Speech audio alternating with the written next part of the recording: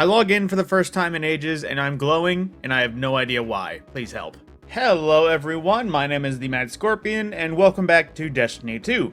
Now, right now, on the heels of the end of the season with the up-and-coming DLC, I'm starting to notice a bunch of videos popping up that is essentially how people are recommending you prep for the up-and-coming DLC. There's always the variety of ways, but I gotta wonder, why does anyone prep nowadays, considering mostly I don't prep at all, and I've never felt like I've been behind with any DLC in the history.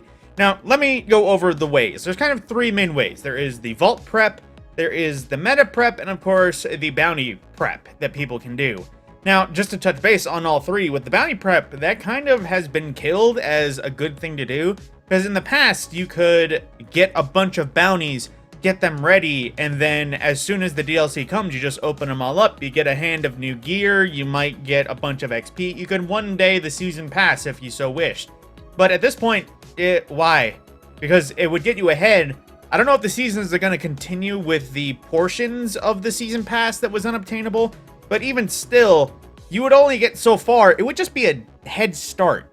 You maybe get a few good perks from the season pass that are nifty, but in the end, what does it really get you? Considering the seasonal challenges that Bungie have been consistently bringing out, some challenges can get you 5 levels a challenge, and then there's sometimes 10 challenges in a week. You see what I'm saying?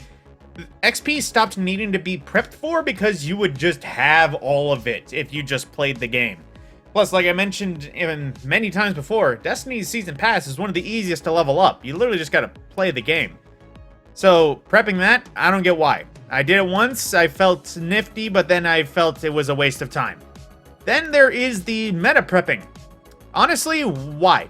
Because in pure perspective, there's only like maybe 1% of people, the speedrunners, I should say the premier speedrunners, the solo artists like Esoteric, the many people that try, but many people fail, but there's still like a very small percentage of people that can actually see changes coming to the meta, make meta as hell loadouts, and then actually apply it to scenarios. Master dungeon, day one raiding, that sort of thing. Just the variety of endgame content that you would need to meta hug the crap out of a brand new meta loadout. But in the end, aside from maybe making a loadout in ready for a nifty part of the artifact or something like that, like Heresy, when I saw the Arc bolt charge meta or bolt charge change that was coming, and I thought, that sounds fun. It sounds like a good pair of Thunderlord. Let me make a quick Actium Thunderlord loadout. I was done. I didn't do much more thinking of that. There wasn't the, I need a rocket launcher with lasting impression and overflow. Nothing like that. I just named a random role. I don't even think that's meta in the slightest anymore.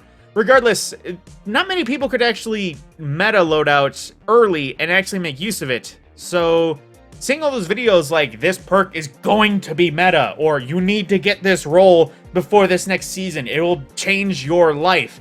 That always just seemed out of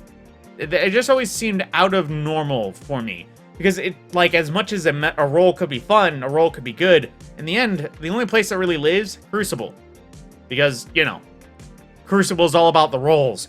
However, then there is the kind of last bit about the vault cleaning. I see dozens of people that try to clean out their vaults and make space for an up-and-coming DLC, especially when there isn't more vault space coming for that DLC. So, why? Because, honestly, if it's in your vault right now, you want to keep it around. Whether it be something old that you can't get a hold of anymore, or the really good role that you know is always going to be good. So, why? Especially when it comes to new weapons, because if it's craftable, you can break it down and recraft it at any time. It's frankly really easy once you're established to just make a gun again. It may not be double enhanced, but you can just make the gun again. So theoretically, you can get rid of all the crafted weapons in your inventory and make them as an as-need basis. And then, ta-da, there's all the space you need. Because everything else, guess what? Everything else in your vault is probably not earnable anymore. So you're not going to get rid of that because you think, oh, I can't get that anywhere. It's a rare thing. So you keep it. And then inevitably, once the new stuff comes out, you try to put new stuff in there, but then you go, oh, well, this isn't exactly that good, or it's not that precious to me, because I can get it at any point. You delete it. So in the end, why clean the vault? Because it's already going to be as clean as you could possibly think of. If they don't add more space, you're just going to have to make it work. So, vault cleaning? Your vault looks terrible anyways. Why are you going to clean it? I'm guilty of it too. My vault is still like maybe 40 spaces away from being filled, and half of it is stuff I haven't touched only because it's rare and I can't get it again. Regardless, I don't clean my vaults, I don't meta hug, I don't bounty prep, and I've never felt like I was ever at a disadvantage compared to the person that follows the guides or the person that makes the guides. Granted, because I'm also not one of that 1% of people that can day one raid. You know, it's just a weird thing. I never understood why people prep. And then I put this forward. Why do you prep for a DLC if you do? Because, like I mentioned, XP, it's just the jump start. Meta hugging, how many people can actually take advantage of it? And then vault space, why? Just why? Aside from that, let me know how you bounty prep down below. Because like I mentioned, I have done a bounty prep once upon a time. I think I did it for Beyond Light. Then that was it. And then when it came to pre-meta loadouts or ahead of time loadouts that I knew, once the bolt charge mechanic was being introduced, I made an Actium and Thunderlord loadout, which was fun, and then I changed it as the season came out, but, you know, I only did a little bit of tweaking. I didn't do that much. So, with this final question, I say, how do you prep for an up-and-coming DLC other than just, you know, doing what most people do and not playing Destiny for the three or 4 weeks between the end of a story and the start of a new story? Because usually that's how I do it. Whenever a season ends, I stop playing Destiny, play something else, and then the new DLC comes back, and ta-da, I'm playing. This year might be the first time ever I don't, but, you know, to each their own.